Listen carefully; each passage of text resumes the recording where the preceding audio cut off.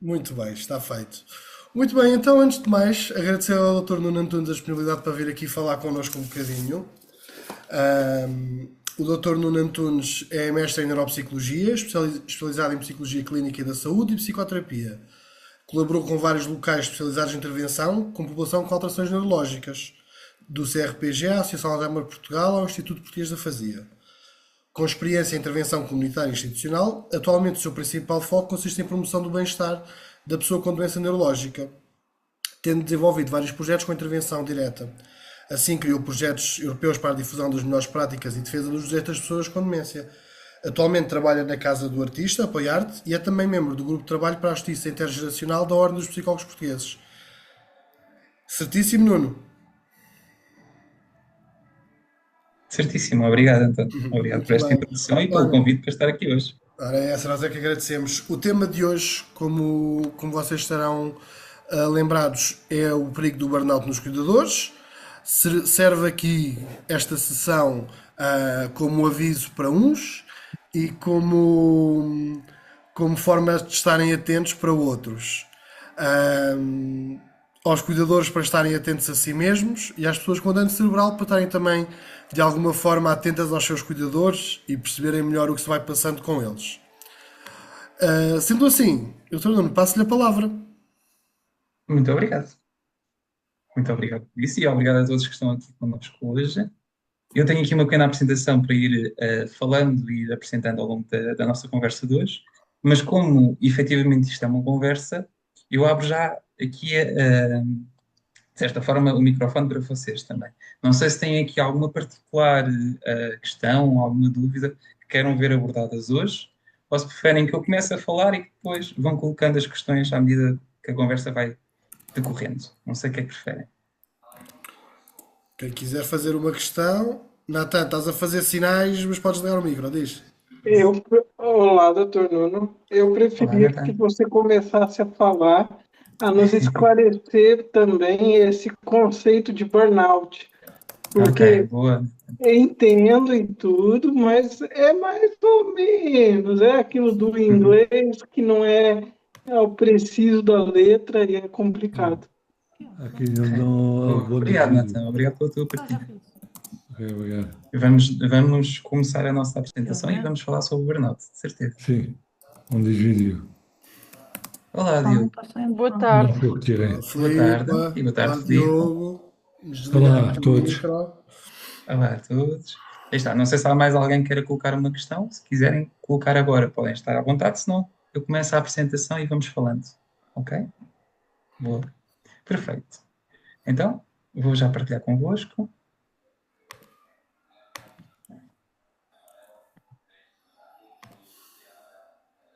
Muito bem.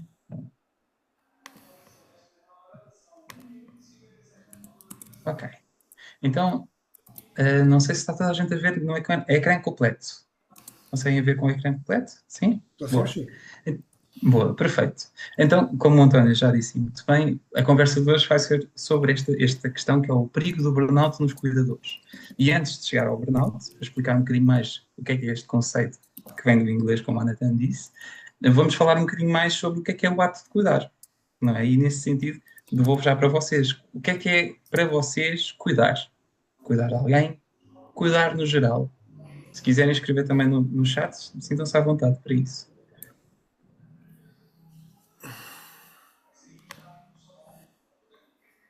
Não sei se alguém quer dizer o que é cuidar para vocês Eu próprios. acredito, com licença, eu acredito que Claro. cuidar é dar ao outro aquilo que se quer. Ok, boa. Saúde, bem-estar, tudo. E realmente é um ato grandioso para nós que temos dano cerebral adquirido, muito grandioso e muito importante. Uhum. Sem dúvida. Então, obrigado pela partilha, gostei muito. Dar ao outro aquilo o que se quer e às vezes aquilo que nós conseguimos dar. Também isso vai ser um ponto importante da conversa de hoje. Por vezes nós queremos dar tudo e mais alguma coisa, dar todo o mundo à outra pessoa e nem sempre é possível, não é? Há limitações. Por isso, o ato de cuidar também tem a ver com isso, sem dúvida. Então, aqui no chat,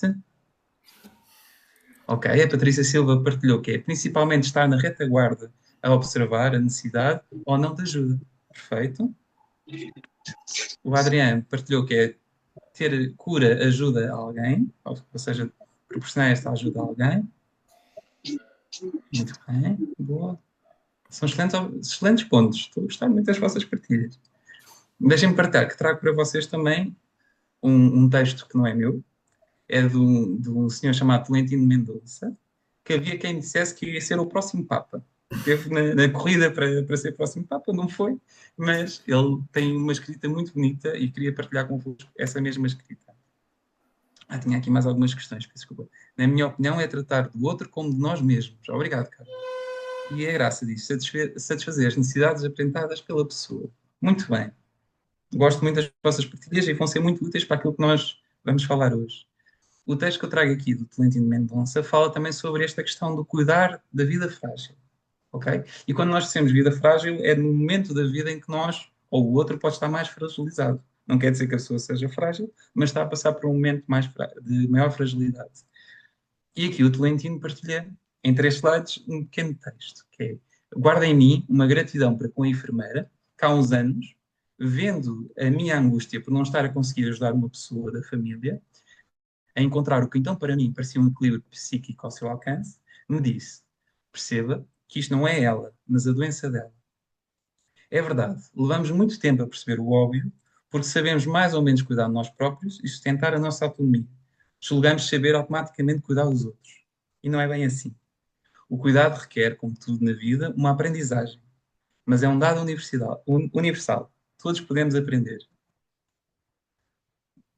Diz ainda que o cuidado não é apenas uma espécie de técnica de manutenção. Certamente há uma dimensão técnica importante no cuidado, mas ele não se realiza humanamente sem a escuta, o reconhecimento do outro, a empatia, a solicitude, a participação ou a delicadeza. No princípio do cuidado está a ativação da nossa responsabilidade pelo outro. Como no seu oposto está a indiferença, abandono ou o descarte. Penso nos largos milhares de cuidadores, na verdade cuidadoras, pois as estatísticas dizem que mais de 60% são mulheres, que entre nós se ocupam dos pais ou familiares doentes, que tratam de jovens e adultos portadores de ciência, acompanhando-os jornada após jornada. E o que é interessante? Ele diz-nos isto: prestando atenção à toma dos medicamentos, preparando as refeições, ajudando-os a caminhar um pouco, estimulando-os com conversa, roubando para eles, de qualquer parte, pequenos fragmentos de azul e recebendo em troca cintilações, que na sua intensidade se deveria não serem apenas cintilações.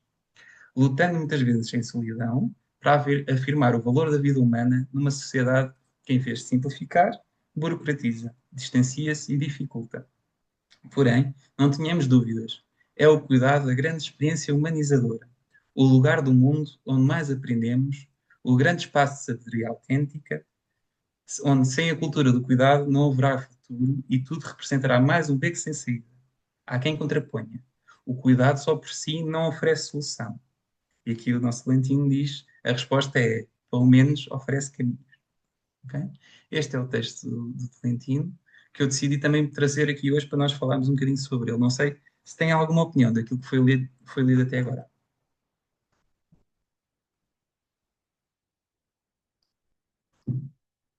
Vou ver o que é que nós temos aqui no chat. Okay. Algumas informações aí no chat. É isso. Estava a ver. Carol tinha complementado a dizer, ou melhor ainda, porque temos um cuidado de quem está de fora. Okay? Preocupar com o próximo e aceitá-lo como ele é.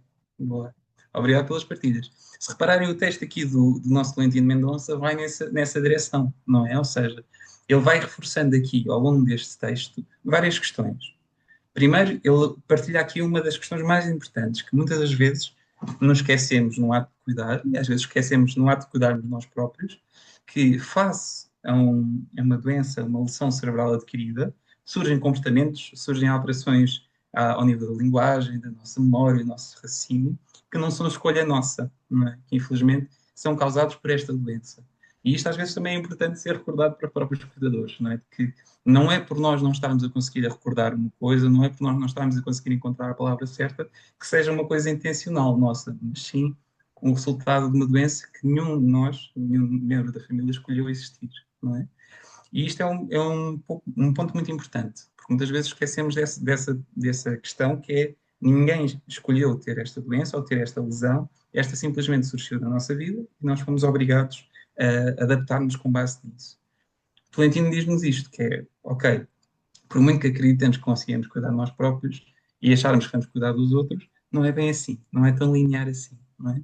Isto é uma coisa que nós podemos aprender e aprendemos técnicas, aprendemos estratégias, claro que sim, mas não é só isso, não é? Porque o cuidar, como vocês têm escrito, é muito mais do que simplesmente prestar algumas tarefas para o outro, não é? Tem muito a ver também com esta ideia de poder dar ao outro esta parte mais humana de nós, que é a empatia, este companheirismo e esta sensação de estar ao lado da pessoa que nós mais gostamos. Ok? Até agora, faz sentido isto? Ok, estou a ver algumas cabeças a dizer que sim. Obrigado. Muito bem. Aqui o Tolentino já introduz coisas muito importantes, que é as estatísticas. Já vamos falar um bocadinho mais delas. Que grande parte das cuidadoras são, no facto, mulheres. Pelo menos mais de 60%. E já vou-vos falar mais um pouco sobre isso. Mas aquilo que muitas vezes importa focar também, e que importa abordar no tema de hoje, é que muitas das vezes, para afirmar o valor da vida humana, os cuidadores enfrentam isto não necessariamente em solidão, mas muitas vezes confrontados com essa falta de apoio das outras pessoas e às vezes do próprio Estado. Não é? E isto, claro, que vai criar aqui problemas naquilo que é a nossa sensação de capacidade de dar resposta. Não é? E nós vamos perceber hoje que o burnout nasce muito deste ponto, que é às vezes a sensação de nós queremos dar resposta às dificuldades que surgem e nós não estamos a conseguir, ou pelo menos sentirmos que não estamos a conseguir. Okay? Então, vamos perceber que o burnout muitas vezes tem muito a ver também com a nossa perspectiva e com a perspectiva do desafio que temos pela nossa frente. E vamos falar um bocadinho sobre isso. Ok, aqui no chat temos mais algumas conversas.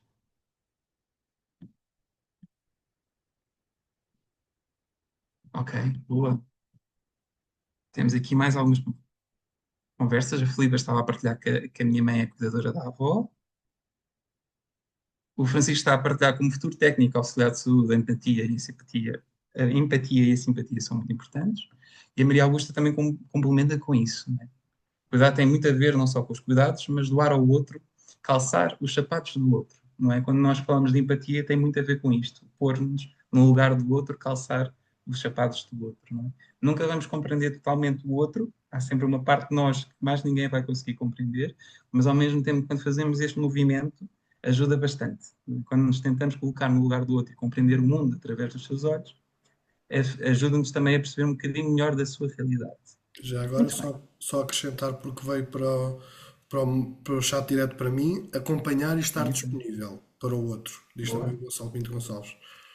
Boa. Obrigado, António. Acompanhar e estar para o outro. Disponível É no isso? outro. Uhum. Estar disponível para o outro. Boa. Então já percebemos que o cuidar tem muito a ver com isto, não é? Há aqui algumas tarefas, como aqui o Tolentino força, o ter atenção à toma dos medicamentos, preparar refeições, ajudar a caminhar, estimular, não é?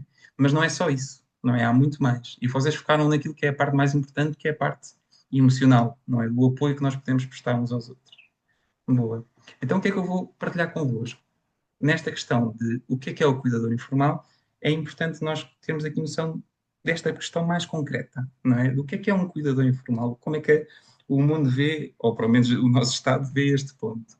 Sabemos que muitas vezes é um familiar ou um amigo que, face à doença de alguém, do ente querido, dá a resposta de prestação de cuidados a esse mesmo, não é? E muitas das vezes é uma prestação de cuidados que é muito abrangente, não é? E nós vamos perceber que os cuidados que um cuidador informal presta é muito diferente daquilo que, pelo menos em intensidade, muitas vezes, é diferente daquilo que é um cuidador formal, não é? Porque estamos a prestar cuidados a alguém que nós conhecemos, que nós amamos, não é? E que nós queremos o melhor do mundo. E isso muitas vezes pode influenciar a nossa percepção sobre estes mesmos cuidados, não é? Qual é que é o ponto? Aqui há alguns pontos importantes. Os cuidadores informais muitas vezes prestam este cuidado no domicílio, não é?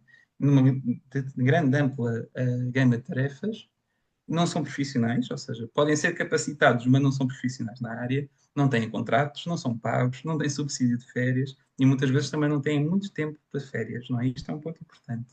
Isso oculta uma ampla gama de atividades e não existem limites para o tempo e o dinheiro gasto em cuidados. Okay? Isto é importante porque muitas das vezes surgem desafios também ao nível económico por causa do ato de cuidar, que não é por culpa da pessoa cuidada, nem por escolha da pessoa que cuida, simplesmente é uma questão que acontece, não é? E como tu Antônio estava a dizer, o Estado muitas vezes burocratiza muito, cria aqui algumas adversidades que, em vez de ajudar, que tornam-se também às vezes uma dificuldade acrescida.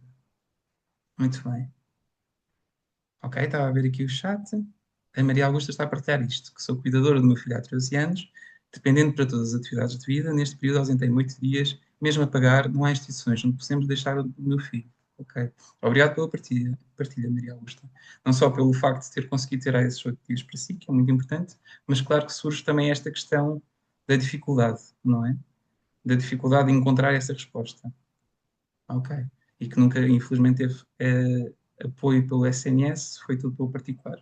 Só reforça aqui esta questão também, não é? Que efetivamente, muitas vezes o Estado poderia ou deveria, neste caso, dar resposta, mas não consegue. Não é? Isso também é um ponto importante, que às vezes o Estado não tem capacidade de dar resposta, por isso é que é tão importante o trabalho de uma associação como a Novamente, não é? Para dar este apoio que é tão específico e tão importante. E, mais uma vez, também não agradeço só o convite, mas agradeço ao trabalho que é feito aqui na associação. Então, isto é o cuidador informal e, como podem ver, há aqui estatísticas muito interessantes. Por um lado, cerca de 8 a 15% da nossa população em Portugal é cuidadora. Ou seja, isto significa que uma em cada 10 pessoas pode ser uma cuidadora informal. Isto é o mesmo que, estando dentro de um autocarro, que normalmente leva 20, 30 pessoas, pelo menos 3 pessoas que são cuidadoras dentro desse autocarro. Só para termos aqui um ponto de comparação. Não é? Na probabilidade de nós andarmos em algum transporte, no metro de Lisboa, por exemplo, vamos cruzar com várias pessoas que também são cuidadores dos seus familiares. Isto é um ponto interessante, não é? Não é uma questão. Muitas vezes ser cuidador é pensar que estamos sozinhos no mundo, que ninguém enfrenta uma adversidade como a nossa, mas é mais comum do que nós pensamos. Por isso é que é tão importante estes grupos de cuidadores, haver esta interajuda e este apoio entre cuidadores. Grande parte dos cuidados são prestados por mulheres, entre os 45 e 75, e menos de metade está empregada, o que também leva aqui a estas dificuldades ao nível financeiro. Não é? Um ponto que eu acho que aqui é fundamental é esta ideia de que, se estes serviços prestados pelos cuidadores informais fossem feitos pelo Estado, iam custar ao Estado mais de 4 mil milhões de euros. Mas nós nem temos noção de qual é o valor a este, mas é mesmo muito dinheiro. Por isso, o trabalho, entre aspas, de um cuidador informal é uma das coisas mais essenciais e que todos nós devemos estar gratos, porque efetivamente fazem trabalhos muito importantes e com uma grande dedicação e com uma grande vontade para realmente levar não só a vida da pessoa que é cuidada para a frente, mas de certa forma o nosso próprio país. Não é? Como nós percebemos, se o Estado fosse fazer aquilo que os cuidadores informais fazem, era preciso mais 4 mil milhões de euros, nós não sabemos onde é que íamos se encantar. Não é? Por isso, mais uma vez, aqui também faço o ponto que é obrigado a todos os cuidadores informais por estarem a fazer tudo o que fazem. Muito bem. Então entramos agora um bocadinho nesta questão. O que é que define esta prestação de cuidados? Não é? Sabemos que são extraordinários, ou seja, vão para além daquilo que é o habitual nas relações, exigem este dispêndio de tempo, energia e dinheiro, e que podem levar-nos aqui a situações desconfortáveis, quer a nível físico como psicológico. Porquê? Porque muitas vezes pode acontecer aqui trocas de papéis, não é? Que mexem um bocadinho com a nossa família. Por exemplo, imaginando que é o caso de uma pessoa que está casada e que tem uma lesão cerebral adquirida, não tem, por exemplo, um traumatismo craniano, e isto vai mudar toda a dinâmica da família, não é? Ou seja, se até aquele momento o casal partilhava grande parte das tarefas e da grande parte das decisões, uma lesão cerebral pode fazer com que isto, pelo menos temporariamente, seja alterado, não é? E essa mudança de papéis pode ter um impacto muito grande, não só na pessoa cuidada, porque se vê privada daquela autonomia que sempre teve, não é? Como faz com que possa ser uma sobrecarga extra para a pessoa que cuida. Mais uma vez, isto não é uma escolha, não é uma escolha de ninguém, mas é uma adversidade que toda a gente, toda a família tem de enfrentar, não é? E isto é um ponto importante. Quando nós falamos da família, e nós estamos a falar muito dos cuidadores, mas se calhar é importante percebermos, é nesta perspectiva de uma família como um todo, eu gosto muito desta imagem que vocês veem aqui, porquê? Porque nós percebemos que aqui no centro está a pessoa com lesão cerebral adquirida, mas se repararem, há aqui várias ondas, não é? Vários núcleos que vão sendo afetados pela lesão da pessoa. Isto é um ponto interessante. Muitas vezes pensamos só na família nuclear, mas muitas vezes, quando algo me acontece a mim, vai ter repercussões a outras pessoas. Não é? Imaginem, por exemplo, que tenho uma lesão cerebral adquirida, que por isso tenho mais, fez-me impossibilitado de ir buscar o meu filho à escola como sempre ia, e isso faz com que o meu filho fique mais 1 hora ou 2 para a minha companheira poder ir lá buscar, e isso vai ter impacto naquela educadora de infância que antes não contava com aquela criança e agora tem de contar, não é?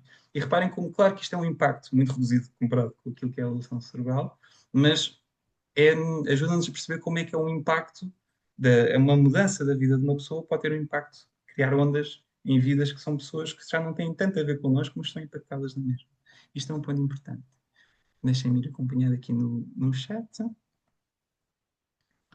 Ok. Então, eu sempre fiz cá aqui algum comentário no chat que seja importante, por favor, partilha comigo também. Ok. A Eduarda partilha que cuida do marido que tem Alzheimer, mas o amor, respeito, ternura com o que trato faz toda a diferença. Ele tem confiança em mim e não tem variações de humor. Está seguro. Acorda a sorrir e está calmo todo o dia. Dar amor e confiança ao doente torna o trabalho de cuidador compensador. Muito obrigado pela partilha, Eduarda. Uma partilha muito bonita e estou a ver que os outros colegas também foram reagindo. Boa. Como futuro técnico à sociedade de saúde, vou querer trabalhar como cuidador e ter a capacidade de alterar o futuro das outras pessoas, dando liberdade às famílias e assim encontrar o meu futuro enquanto ex-paciente de TCE. Boa, obrigado, Francisco. E a Maria Augusta partilhou: sou enfermeira e psicóloga, aposentei-me antecipadamente, não tenho estatuto de cuidador informal, já tive cuidadores, mas dada a complexidade das pessoas, estou pouco tempo. Neste momento não tenho. O meu filho tem fisioterapia todos os dias de manhã, de tarde estou eu. Muito bem. Ok.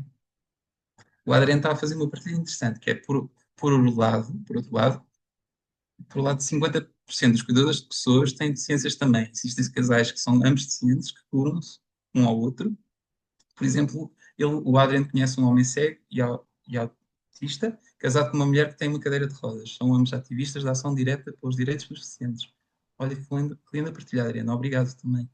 É muito interessante que as vossas partilhas, para além de serem a vossa própria vivência, também é muito partilhada nesta questão da é possível ser cuidador e é possível levar este amor e carinho às pessoas, não é? Isso é a grande mensagem que nós queremos levar daqui hoje. Que ser cuidador é um desafio, viver com a lesão cerebral adquirida também é um desafio, claro que sim, mas que em ambos os casos é possível enfrentar as adversidades, encontrar este amor e carinho e encontrar também formas de ultrapassar os desafios que vão surgindo, não é? Então, esta imagem estava a servir para falar destes vários temas e dos vários ciclos de vida que vão surgindo. Ou seja, isto, isto quer dizer o quê? Que muitas das vezes, muitas vezes, a doença traz consigo coisas mais impactantes ainda do que a própria doença. E agora fazer as perguntas, o que é que queres dizer com isso? Basicamente, para além daquilo que são as lesões ou alterações e sintomas da própria doença, é sempre importante percebermos o momento em que ela surge na vida de uma família, não é? E aqui nós vamos percebendo que há certas características da doença que vão ter impactos diferentes em momentos de vida diferentes, como por exemplo, se surge de uma forma aguda, ou seja, se surge de uma forma repentina, ou se surge depois, se é um surgimento gradual, como por exemplo é uma demência, não é? E isto para uma família vai ter um impacto muito diferente. Quando nós sofremos um AVC de um momento para o outro, não é? A família não tem como se preparar. Quando surge uma possível demência, as alterações vão sendo tão lentas que mesmo que nós não queiramos ver no início, ou que não consigamos interpretar, também há essa possibilidade. Vai-nos dando sempre aqui uma possibilidade de nos ir adaptando gradualmente a esse surgimento. Não é? Por isso, aqui o impacto é muito diferente para as famílias. Como também, por exemplo, o facto de ser progressivo ou ser episódico. Não é? Ou seja, progressivo quer dizer que vai continuando lentamente, enquanto que episódico é pequenos episódios. A decorrência de um outro AVC, por exemplo, é um outro episódio que pode causar aqui mais uma alteração. O que é importante? É nós percebemos que, no final, o mais difícil é lidar com a incerteza. E acho que todos nós aqui na sala conseguimos perceber isso, não é? Quer eu, com lesão cerebral adquirida, a incerteza de como vai ser a minha recuperação, quer eu, como cuidador de alguém com lesão cerebral adquirida, como é que vai ser o futuro de nós, enquanto casal, enquanto familiares, enquanto amigos, não é? Por isso, muita da nossa intervenção, a intervenção dos psicólogos, a intervenção dos assistentes sociais, fisioterapeutas e por aí fora, vai também nesse sentido tentar reduzir a incerteza, dando conhecimento, dando informação e ajudando a família a ultrapassar os desafios. Não é? Acredito que vocês, quando conheceram-a novamente, poderiam ter muitas dúvidas sobre muitas coisas, e depois encontraram o António, encontraram as colegas assistentes sociais, encontraram várias pessoas que foram ajudando a, pelo menos, conhecer um bocadinho mais, a saber um bocadinho mais sobre a lesão e também a conhecer outras pessoas que estão a passar por algo semelhante. Não é? E isso ajuda-nos, ter informação ajuda-nos bastante, não só a encontrar o nosso rumo, mas acima de tudo a reduzir esta incerteza. Por fim, o que é que eu quero partilhar convosco também? Esta questão de o impacto do surgimento na doença, por exemplo, tendo em conta o exemplo que dei há bocado de uma pessoa que está casada e que é pai de filhos, não é? Como é que isto pode ter impacto nos pais que estão a entrar na reforma, por exemplo, no cônjuge que está no topo da carreira, que está neste momento com uma vida profissional muito ativa, no filho que está na adolescência e precisa se distanciar da família para criar a sua própria identidade, não é? Isto tudo vai ter impactos diferentes na realidade da família e na vida de cada um. E aqui há estes momentos em que a família às vezes precisa de um bocadinho mais espaço, algum membro da família precisa de mais espaço, por exemplo, o filho precisa de estar e quer estar a apoiar a família, mas depois também precisa ter aqueles momentos para poder sair e ir aproveitar um bocadinho a adolescência. É neste encontro deste equilíbrio que surgem muitas vezes os desafios, mas também surgem também aqui muitas oportunidades de crescimento para a própria família. Ok? Claro que depois que a sociedade onde nós vivemos também vai ter impacto, mas sem dúvida que sim. Muito bem. Até agora, alguma dúvida, alguma questão? Está a fazer sentido? Boa. Muito bem. Surgiu aqui no chat. Deixem ver. Ok. Confirmação, doutor. Muito bem. Então, o que é que eu ia partilhar? Não sei se algum de vós já teve a oportunidade de ver este quadro, este esquema. Este esquema está em inglês. Eu vou traduzindo à medida que vou falando dele. Mas este esquema é muito interessante e é muito usado no processo de reabilitação cognitiva, não é? Após lesão cerebral adquirida. E este é o famoso esquema em Y. O que é que ele nos diz? Que há uma identidade antes de lesão cerebral adquirida, que é um dos extremos aqui deste Y, e depois há uma nova identidade após a lesão. Não é? E que nós trabalhamos aqui nesse centro para dissolver estas discrepâncias, para criarmos aqui uma identidade coesa. Enquanto conseguimos conciliar o eu que era antes da lesão com o eu que sou hoje após lesão. E isto é um dos maiores desafios que nós todos enfrentamos. Okay? É um processo que leva tempo e que todos nós teremos o nosso ritmo e a nossa felicidade, por assim dizer. Eu partilho isto porquê? Porque isto não se aplica só à pessoa com lesão cerebral, não é? Isto aplica-se à própria família. Há uma família antes e há uma família depois. E a própria família vai ter de conciliar as suas visões para encontrar uma nova forma de estar.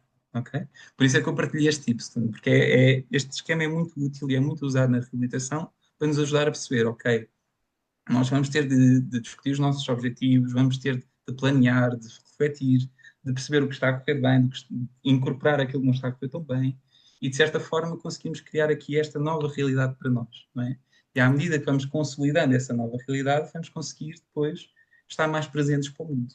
E isto acontece também com as famílias, não é? É isso. À medida que a família vai se envolvendo, e essa é uma coisa, António. Não, ia dar-te aqui o testemunho que o Francisco comentou que é preciso que a pessoa reconheça isso, mas também que a família reconheça isso. Vai de encontrar aquilo que estavas a dizer. Ok. Boa, obrigado, António. Estava a ver agora no chat que tenho aqui 2 sims, do Francisco e da Teté. Não sei se é assim estou a perceber tudo ou assim tenho uma dúvida. Se tiverem alguma dúvida, perguntem à vontade.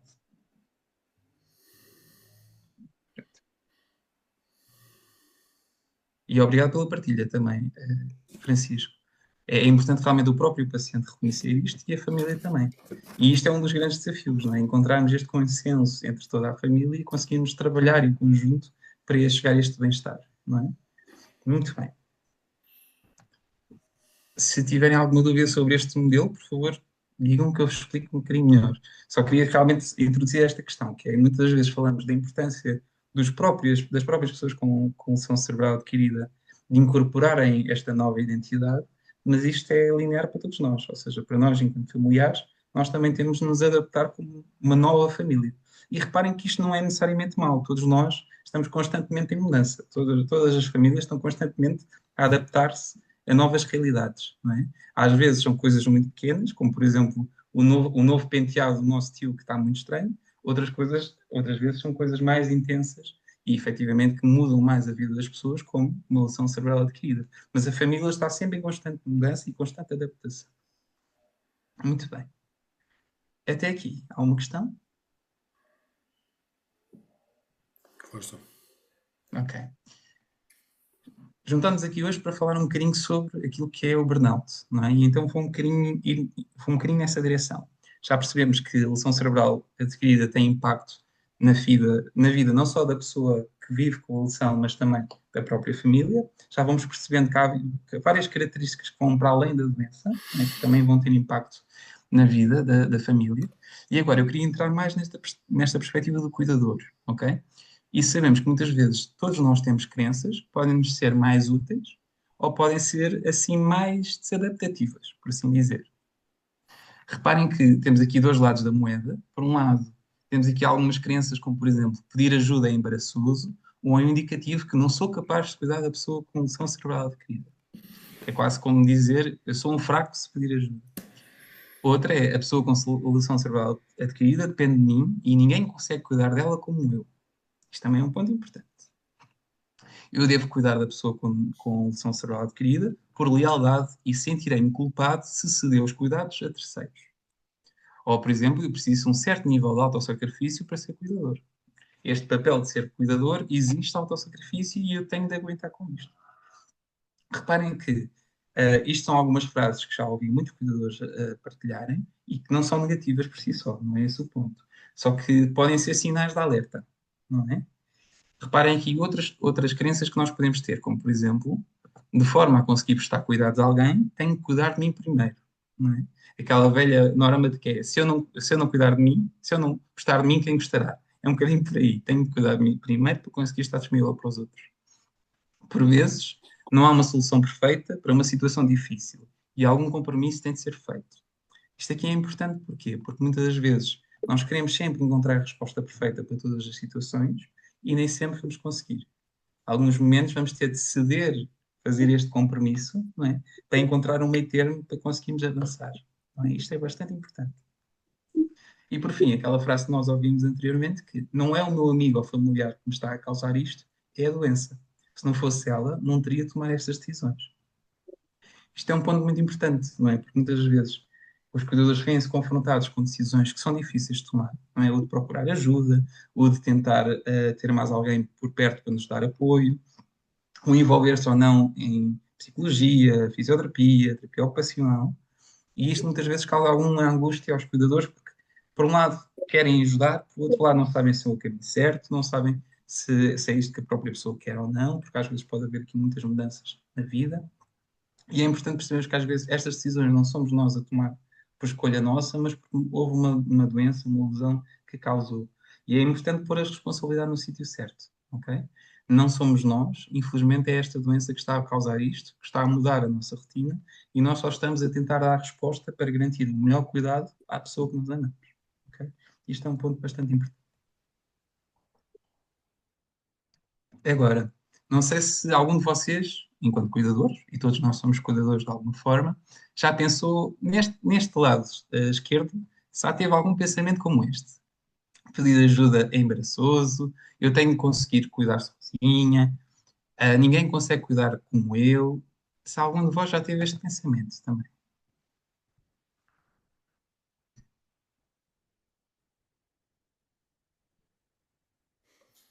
Nunca, nunca ninguém sentiu isto? Eu, por acaso, cheguei a sentir isso, mas estou agora a explorar essa parte, que é pôr de lado as minhas emoções e os meus sentimentos para poder cuidar de outras pessoas. E Uhum. é, como o próprio diz aqui, é preciso um certo nível de autossacrifício para se ser cuidador, que é abstrair as minhas necessidades um bocado para poder dar Uhum. auxílio a outros. E é um bocado isso que vai ao encontro, não é? Percebo, Francisco. E é um desafio, não é? Porque É nós um nunca vamos desafio. conseguir pôr as nossas emoções de lado, não é? E cuidar dos outros envolve sempre muitas emoções, sim.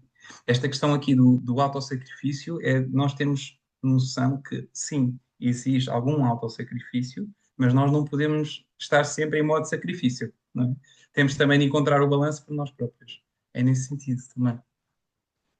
E esta frase aqui que está, ninguém consegue cuidar da outra pessoa como eu, isto também é um ponto importante, que surge muitas vezes. Muito No comum. final do dia, sim, não é? Diz, António.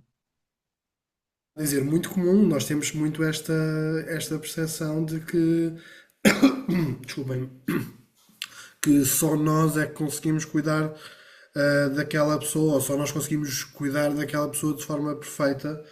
Uhum, E sendo uma crença, não é? É normal que nós muitas das vezes sintamos isso, porque muitas das vezes estas pessoas acabam por estar entregues somente a nós e não existe uhum, às vezes um apoio que nos faça perceber que posso recorrer à ajuda e pode haver outras pessoas que me possam ajudar a desenvolver melhor essa parte. uhum. Obrigado, António, sem dúvida. Mas que é importante também percebermos isso, que é, ok, às vezes não há outras pessoas a quem podemos também partilhar o cuidado, isso também é verdade, mas felizmente há associações como a Novamente que estão cá para ajudar. O que é o importante também percebermos? É que mesmo que isso seja verdade, que é, ok, vamos pensar que preciso do apoio do apoio domiciliário em casa para me ajudar também nos cuidados, não é? E eu sei que aquela pessoa, o cuidador externo, vem e não vai ter tanto tempo para o meu familiar ou amigo como eu tenho. E isto é legítimo, não é? Nós muitas vezes cuidamos só de uma pessoa, enquanto que os outros cuidadores externos cuidam de vários ao mesmo tempo, ou cuidam, provavelmente, de várias pessoas ao longo do dia. E isso não quer dizer que não sejam também capazes de cuidar bem, não é? Claro que nós vamos sempre ter esta ideia que ninguém cuida como nós, será parcialmente verdade, mas isso não quer dizer que nós não consigamos abrir mão e ter também apoio dos outros, não é? Porque para nós conseguirmos cuidar e continuar a cuidar bem das pessoas que nós amamos, nós precisamos também de conseguir ter espaço para respirar, ter também um apoio extra, ter alguém para nos pôr a mão no ombro e dizer que estamos a fazer um bom trabalho, e isto existe também espaço e tempo para nós, não é? Isso é muito importante. Ok, deixem ver. E aqui a Maria Augusta está a partilhar isto, né? Que eu acho que ninguém cuida como eu, e eu não tenho dúvidas, ninguém cuida como a Maria Augusta da sua filha, do seu filho, neste caso.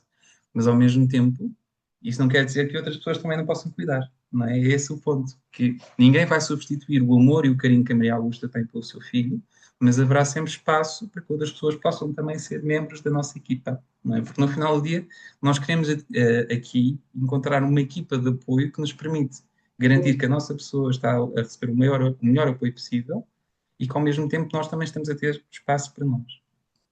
Há um ponto bastante importante, deixem-me só partilhar, que estou a ver também estão a partilhar aqui no chat. Lembro-me de um senhor que eu acompanhei, que a esposa teve uma doença oncológica e depois também desenvolveu demência. E o senhor estava muito reticente em aceitar a ideia de que a senhora podia um dia frequentar um centro de dia. Como é que a conversa foi desenvolvendo? Foi importante para o senhor perceber que, por muito que ele amasse a sua esposa, havia sempre um limite daquilo que ele conseguia fazer. Por muito que ele tentasse estimular com conversas, com passeios à beira-mar, com muitas coisas que ele fazia um pouco de tudo que podia, há sempre um limite das nossas capacidades. Há conversas que nós não vamos ter, mas que se calhar outra pessoa que tem o mesmo gosto e interesse como a nossa pessoa que nós cuidamos, vai ter ali um impacto muito diferente daquilo que nós conseguimos. E está tudo bem, não é? Eu sou psicólogo, não é? Mas se eu fosse cuidador e não fosse psicólogo, eu tenho a certeza que um psicólogo terá aqui estratégias que eu não terei. Ou como um fisioterapeuta terá estratégias que eu não terei. E nesse sentido, ninguém vai cuidar como eu, mas é sempre possível complementar o cuidado com estes outros cuidadores que também são importantes. Eu não sei se a Anabela ia partilhar alguma coisa. Hum, O meu irmão, eu, eu, LCA, o que quer dizer? Obrigado, Anabela. LCA quer dizer lesão cerebral adquirida. Ou seja, quando Ok, nós temos. É isso. é Obrigado o pela que pergunta, eu né? tenho, é o que eu tenho. Mas Uhum. eu já tenho isto há 40, vai fazer 41 anos. Ok. Para mim já é quase normal. Uhum. Acredito, Anabela. Já faz parte do nosso dia a dia, da nossa vida também. Exatamente. Uhum. Já é Obrigado pela pergunta. normal. Uhum. E há muita discussão lá em casa, porque eu e o meu irmão somos ambos deficientes. O meu irmão nasceu deficiente e Uhum. eu fui atropelada. E depois do meu acidente, eu, eu tive mais complicações, Uhum. muito mais, que até pensei que ia morrer por causa do cancro que tive, mas Uhum. não foi nada de mal, graças a Deus. Ainda bem. Obrigado pela coragem da sua partilha também, Anabela. Obrigado. E António, ias Mas dizer alguma coisa? também eu perdi a minha mãe antes. Uhum. Há 26 anos perdi a minha mãe. O meu irmão é deficiente desde que nasceu. E o Uhum. meu é muito complicado. Oh, Anabela, Dá-me cabo da cabeça. Anabela, de alguma forma, tu és a cuidadora do teu irmão e o teu irmão é o teu cuidador. Exatamente, mas eu fico com a cabeça em água. E agora, como Acredito. mudei para esta casa aqui em campo, eu não posso sair de casa. Olha, a Patrícia creio que também queria partilhar qualquer coisa. Minha senhora, para frente, Obrigado, Anabela. Obrigado pela partilha. minha senhora. Não sei se a Patrícia também queria partilhar, sim. Então, eu estou a ouvi-lo falar e estou a relembrar-me não só da minha situação, mas com uma Uhum. situação que tem demência. E assim, ficou dependente do meu tio tanto tempo que eu nem sequer tenho recordação de quanto tempo é que foi. Uhum. Acontece que o meu tio faleceu há 2 anos e meio e foi uma preocupação para nós porque como é que vai ser agora? Porque eles viviam só os dois e, sem Uhum. dúvida, que ficámos nós a fazer esse apoio lá em casa e fiquei muito, mas muito surpreendida que afinal era mais o meu tio dependente de ser cuidador dela do que o contrário, Uhum. porque Ok. hoje em dia é muito mais independente do que aquilo que nós pensávamos, e esta parte é muito importante de falar que Uhum. o cuidador é estupidamente importante numa recuperação de uma pessoa que tenha qualquer tipo de doença que esteja dependente de alguém, mas Uhum. existe aquela parte do desmame que é muito difícil. Percebo, Patrícia. E que houve uma altura que eu também tive que dizer na minha altura, pessoal, façam-me o favor, deixem-me só errar, que eu assim não vou Uhum. aprender sozinha, se faz favor. Um, e aquelas frases, todas estas frases aqui, pá, ouvi-as muitas vezes de pessoas à minha volta, Uhum. e tive um desabafo com a psicóloga por causa disto, que houve uma pessoa então, estava a lá, estava a passar mesmo muito mal, e deixa este pensamento que ela deixou, oh António, Desculpa. deixa este pensamento que ela deixou que a senhora fez-me uma comparação muito boa, que foi, olha, Patrícia, o que tu podes dizer às pessoas que tu vês que estão a passar muito mal e que não estão a cuidar de si próprias é que é tudo como uma mãe que cuida de uma criança. Ok, tem que lhe dar de mamar, tem que lhe dar banho, tem que tudo e mais alguma coisa, mas se a mãe em si mesmo não estiver forte o suficiente, o leite que está a dar à criança não lhe vai dar de nada. Uma Então, excelente os analogia, cuidadores, Patrícia. cuidadores têm que cuidar Uhum. deles primeiros para depois conseguirem dar também algum apoio a quem está à volta, porque para nós é sufocante. Foi para mim, a certa altura, olhar para algumas pessoas à minha volta e pensar, Estou a deixar de ouvi-la, Patrícia. Oi. Patrícia, estás a fugir. Aproxima lá o microfone.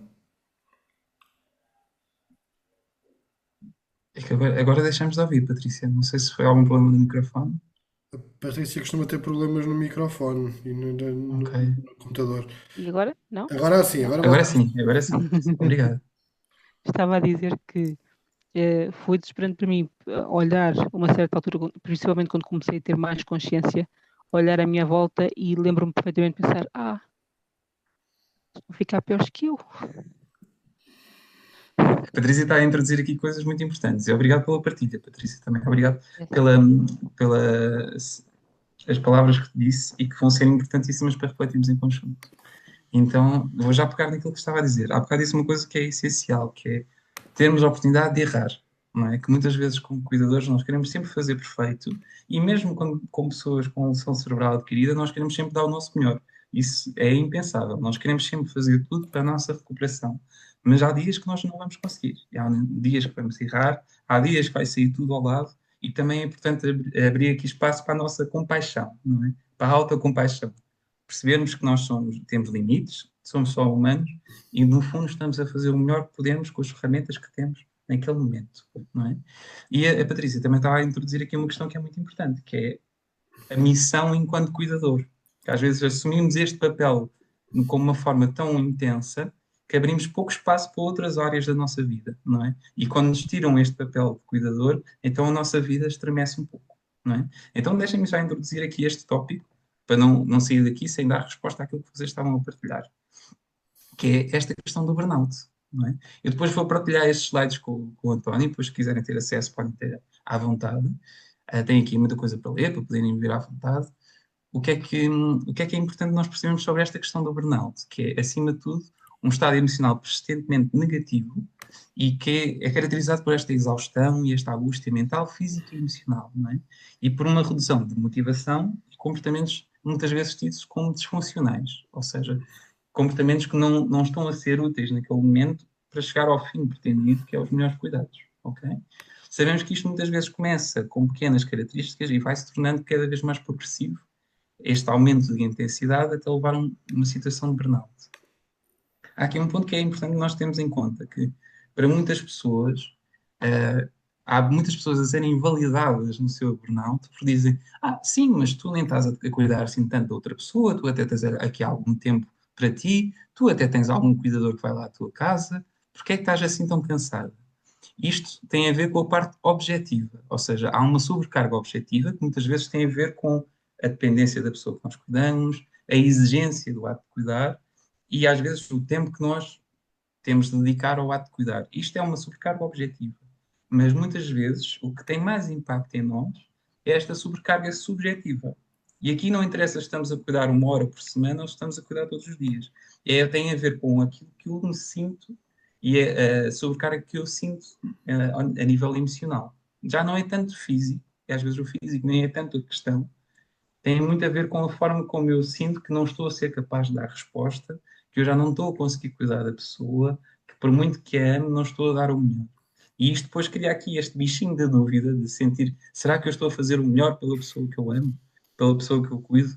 E este bichinho da dúvida muitas vezes corrói-nos por dentro, e isto é que é o problema. Não é se tenho muito tempo ou não a cuidar de alguém, se é difícil ou não, tem a ver com as coisas que são mais emocionais dentro de nós, não é? E isto é importante, porquê? Porque muitas das vezes, quando nós entramos neste estado de burnout, passamos muitas vezes por estes 3 pontos. É esta exaustão emocional, esta sensação de sobrecarga, de não conseguir continuar, de não ter forças. E é fantástico, porque fantástico no sentido que as pessoas dizem isto, que não têm força, mas acordam todos os dias prontas para ajudar a outra pessoa, mesmo sentindo que não têm força. Não é? É de uma força humana fantástica, não é? E todos vós também já passaram por situações muito semelhantes. Depois de uma lesão cerebral adquirida, mexe muito connosco, com a nossa força, não é força de vontade, isto é um ponto importante. Muitas vezes é com a nossa capacidade, efetivamente, de seguir, não é? De fazer coisas, mexe muitas vezes com os nossos sintomas de apatia, e o simples acordar e levantar da cama às vezes já é uma conquista maravilhosa, mas muitas vezes não conseguimos ver. Por isso, mesmo para estes cuidadores em burnout, é importante percebermos que este movimento é muito importante. Porque muitas vezes é nesta fase em que nós temos de intervir, temos de reduzir a sobrecarga sobre as pessoas, não só fisicamente, mas também mentalmente, para não chegar a estas outras fases. A fase da despersonalização, em que a pessoa começa a entrar em piloto automático, já começa a distanciar-se da pessoa cuidada, já faz as coisas só porque tem de fazer, porque é obrigado, porque não tem mais ninguém para ajudar, porque o Estado não ajuda, e cria aqui um distanciamento que é perigoso. Porque eu já não estou a cuidar porque é importante para mim cuidar da pessoa que eu amo, eu estou a cuidar porque sou obrigado a. E isto causa o quê? Esta desrealização. Eu já não estou a fazer isto porque é importante para mim, mas é porque eu sou obrigado, porque eu não sou capaz de fazer de outra forma, porque mais ninguém me pode ajudar. E isto muitas vezes é, como se costuma dizer, uma pescadinha de rabo na boca. Não é? Sentimos cada vez mais desesperados e sentimos cada vez mais a afundar-nos neste tudo. O que é importante perceber? É que há várias coisas que podem ser feitas, ok? E era um bocadinho neste sentido que eu queria partilhar convosco hoje também. Deixem-me só perceber que eu estou a ficar aqui sem bateria. Deixem-me sair. Entretanto, António, não sei, estou a ver que está aqui algumas mensagens no chat. Sim, Se sim, tiveres sim. Eu alguma coisa vou para partilhar, partilhando fica à aqui vontade. enquanto fazes Ok, a ligação, eu vou lendo aqui algumas delas. O ok, Omar obrigado. diz-nos que é normal uma pessoa com dano cerebral sentir-se rejeitado, não se sentir tão aceito pela sociedade, no geral. Francisco responde-lhe, ainda mais nos tempos de hoje em que não há empatia pelo próximo, é verdade.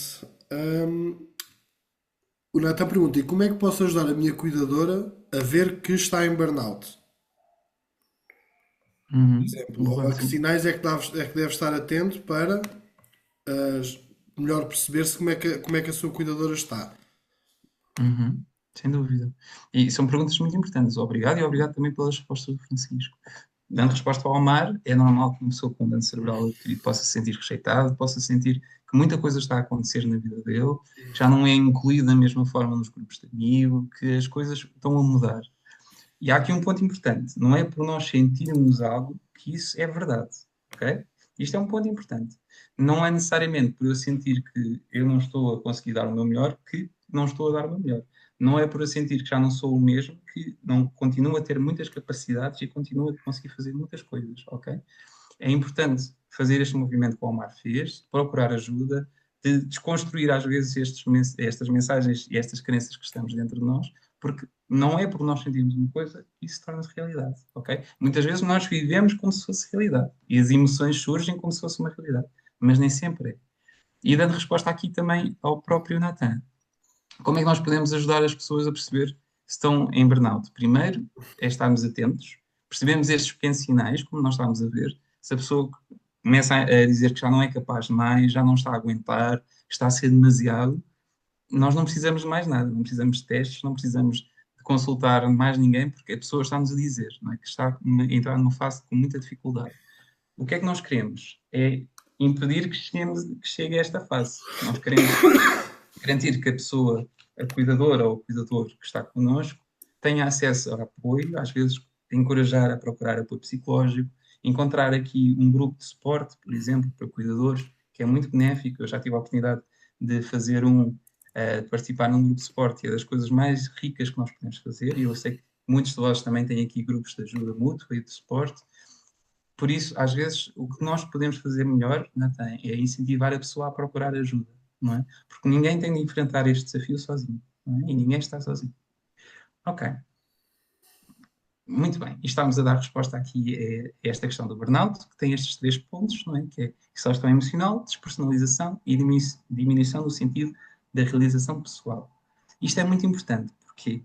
Porque nós sabemos que para cuidar de alguém, muitas vezes só cuidamos de alguém por causa de que isto está de encontro com os nossos valores, não é? Porque eu amo aquela pessoa, eu gosto de cuidar da minha família e isto são os meus valores. Então, é neste momento que nós temos de ir resgatar isto. Okay? Eu não estou a fazer isto porque sou obrigado, eu não estou a fazer isto porque tem que ser, eu estou a fazer isto porque eu amo aquela pessoa ou eu quero o bem daquela pessoa, porque é importante para mim estar junto das pessoas que eu gosto e isto é o que vai fazer a diferença. Ok? O Adriano quer partilhar. Sim, acho este burnout também um problema para nós sobreviventes de lesões cerebrais adquiridas e muitas outras pessoas com deficiências, porque não temos na prática o apoio que precisamos. E mesmo um dos efeitos mais comuns das lesões é de sentir mais cansaço da maioria das pessoas a maioria do tempo. É uma, Sem dúvida, é é uma questão como muito é importante. ah, A uma bola fadiga é uma de questão muito neve, importante. que Uhum. está a caminhar. Sem dúvida, né? E está a fazer um ponto muito importante. Obrigado pela sua partilha. E vi aqui o comentário no chat, que é como se fosse uma lâmpada fundida, não é? E sem dúvida. E percebo o que está a dizer. Aquilo que eu estava a dizer há bocado é nesse sentido, a questão da fadiga, não é? E às vezes Sim, não é porque muito falado, essa mas é uma realidade. é a origem literal do término em Do inglês, burnout. acho eu. Ok, Como é, ok, boa. ah, Obrigado pela falante partilha. ativo. Uhum. Boa, Adriano, obrigado. É interessante, não sabia. Faz sentido que possa ser também essa a origem do termo burnout, uma lâmpada que se fundiu. Boa, interessante. Deixem só partilhar, já estou a ver que estamos a chegar à nossa hora e, como podem ver, eu gosto muito de falar e ficava aqui o resto do tempo convosco. Um, Aqui este slide eu não vou debruçar muito, é só para saberem que há muita coisa que pode ser feita. Apoio ao nível da farmacológica, através de medicamentos, intervenção com as pessoas cuidadas para também o indivíduo cuidador, mas acima de tudo, este suporte social, o acesso à informação, o treino de competências. Há mil e uma coisa que nós podemos fazer pelos cuidadores e pelas pessoas também com lesão cerebral adquirida. E isto é um ponto importante, não é? Uma mensagem que gosto sempre de passar, que para muitos há um impacto enorme depois da lesão cerebral adquirida, mas é importante saber que há muitas coisas que podem ser feitas pela família e, acima de tudo, pela pessoa com lesão cerebral adquirida e também pelos cuidadores principais. Aqui, como podem ver, são mais algumas intervenções que podem ser feitas, há muita coisa. Como eu estava a partilhar convosco, eu depois vou partilhar os slides e neles podem ver este pequeno vídeo que fala sobre lidar com o convidado indesejado, ok? É uma analogia que muitas vezes é usada em terapia para falar sobre este convidado indesejado que é a lesão cerebral adquirida, não é? E como é que nós podemos fazer isto? Deixem-me contar um bocadinho esta lesão cerebral adquirida, esta metáfora, e o António vai-me perdoar se eu lhe roubar mais 2 ou 5 minutos. Qual é que é a ideia desta metáfora? Basicamente, imaginem que vocês prepararam a festa de uma vida, aquela festa que sempre quiseram fazer, convidaram todos os amigos, e no dia da festa têm tudo preparado, tudo perfeito, para correr na perfeição, e do nada surge aqui o vosso vizinho, aquele vizinho que não é muito simpático, que anda sempre mal vestido, com uma camisola branca cheia de nódoas, e que é assim muito grunho, sabe? Não fala sempre em cada 3 palavras, 2 são mais de 10. Ele invade-vos a festa e vocês a pensam: porra, eu tive este tempo todo a preparar esta festa e eu não quero esta pessoa aqui. Pegam nele, mandam para fora da vossa casa. Voltam para a festa e quem é que volta também? Este convidado indesejado. Então, vocês vêm-se obrigados a pôr este senhor outra vez fora da vossa casa e a ficar à porta, não é? Para garantir que ele não entre outra vez na vossa festa perfeita. O que é que acontece? Vocês estão à porta, estão a ouvir a festa lá ao fundo e a pensar: eu queria tanto estar ali, mas eu não posso sair, não posso sair daqui. Tenho que garantir que este convidado não entra na minha festa. Não é? Vocês já estão a conseguir perceber onde é que isto quer chegar. Não é? Muitas vezes, quando a lesão cerebral adquirida surge, é como este convidado. Nós queremos negar a todo o custo que ela entre na nossa vida, queremos expulsá-la a todo o custo. Mas se nós estivermos sempre nesta luta, podemos estar a perder a festa lá atrás. Não é? Podemos estar a perder as outras coisas que também são importantes. Claro que não quer dizer que efetivamente não seja fácil, não seja difícil, neste caso, lidar com a lesão cerebral adquirida, que não seja, não haja muitos desafios, mas às vezes temos de escolher um bocadinho as nossas lutas, não é? Eu já vou explicar um bocadinho melhor este ponto. Só outra metáfora que muitas vezes é fácil e se calhar mais simples e rápida de perceber é como antigamente se faziam aquelas lutas de uma corda, sabem? Uma pessoa puxa uma corda de um lado e do outro lado está a outra pessoa a puxar. E muitas das vezes, de um dos lados está a lesão cerebral e do outro estamos nós, a tentar por todos os meios, tentar lutar contra a lesão, tentar fazer com que ela não prejudique a nossa vida, tentar fazer tudo para revertê-la, não é? E ao mesmo tempo estamos a pôr toda a nossa energia aí e não estamos a ver outras coisas importantes na nossa vida. Às vezes o estar com a nossa família, às vezes o ir beber um café com o nosso amigo, o estar presente para outras pessoas, para outras áreas da nossa vida. Então esta analogia é um bocadinho isto, não é? Quando mais tempo gastamos a tentar expulsá-lo, menos o sofrimos do convívio, menos o sofrimos das outras coisas que também são importantes na nossa vida, não é?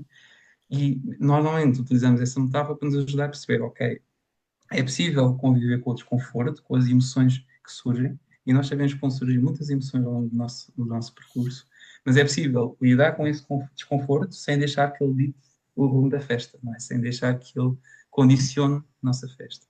E para isso podemos seguir estes 4 passos simples, que é notar estas emoções e pensamentos difíceis, abrir espaço para eles, não temos de lutar contra eles, temos de reconhecer, ok, eu estou-me a sentir mais triste hoje, eu hoje acordei e estou a sentir-me com mais fadiga, como a Adriana está a dizer, porque eu sei que isto é um sintoma da minha doença, da minha condição, e eu estou a tentar enfrentar o que posso, e depois recordar os nossos valores. O que é importante para nós? E às vezes o importante para mim é cuidar como cuidador. É poder estar aqui para outra pessoa, enquanto pessoa com lesão cerebral adquirida, é fazer alguma coisa que me deixa orgulhoso a mim ou às pessoas que eu amo, e depois tentamos fazer um pequeno passo nessa direção. Eu sei que não vai mudar tudo, não vai mudar radicalmente a nossa vida, mas é um passo. Não é? É um bocadinho como o Tolentino estava a dizer do início, não é? Não vai ter soluções para tudo, mas pelo menos é um caminho, não é? E esse é o caminho que eu partilho convosco agora, ok? Ok, pronto. Agradeço-vos por estarem aí desse lado, espero que tenha sido útil também. Vão ficar aqui com o meu contacto caso tenham alguma dúvida, alguma questão que queiram partilhar também, ok? Passo a palavra para o António. Claro que sim. E pronto, e deixar-vos agradecer ao Dr. Nuno a presença e a forma como se disponibilizou para nos explicar e para nos falar sobre este tema. Lançar-vos um desafio. Sei que é um desafio que já lancei a alguns de vocês, mas que aproveito e lanço para todos. Experimentem fazer qualquer coisa diferente com o vosso cuidador durante esta semana. Promovam também vocês a mudança. Mãe, pai, vamos ali beber um café lá fora, pago eu, vamos dar uma volta, vamos dar um pequeno passeio, sentar e falarmos um bocadinho e agradecer e se calhar por uma vez perder aqui um bocadinho de tempo e dizer mãe, pai, tia, avó, queria agradecer-te, tens sido muito importante. Isso sem dúvida fará a diferença no dia a dia da pessoa. Vou ler as últimas mensagens. Obrigado, gratidão. Ser grato e aproveitar a vida. Muito obrigado a todos. Já sabem que vamos continuar. Agradecer mais uma vez ao Dr. Nuno a presença e encontramos-nos uma próxima vez. Muito obrigado, António. E muito obrigado a todos por estarem aí desse lado. Obrigado. Um abraço. Ora, pedimos. Não é preciso. Vamos ver. Deus, obrigada. Agora é no final de julho, não é?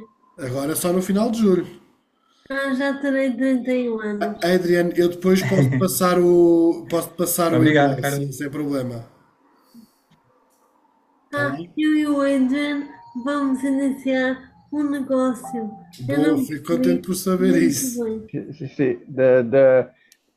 Inizio qualcosa de não lucrativo para ajudar a traduzir, porque as traduções portuguesas não prestam. Pois, o Adriano falou-me disso na sexta-feira. Pois foi. Sim. Muito bem.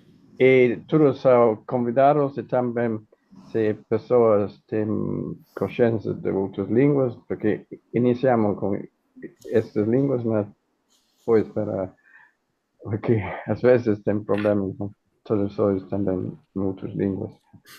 Muito bem. Mas é importante, Adriano. Boa. Obrigado. Obrigado por terem vindo. Vou então desligar a sessão e já nos encontramos numa próxima vez. Muito obrigado a todos. Muito bem. Obrigado a todos.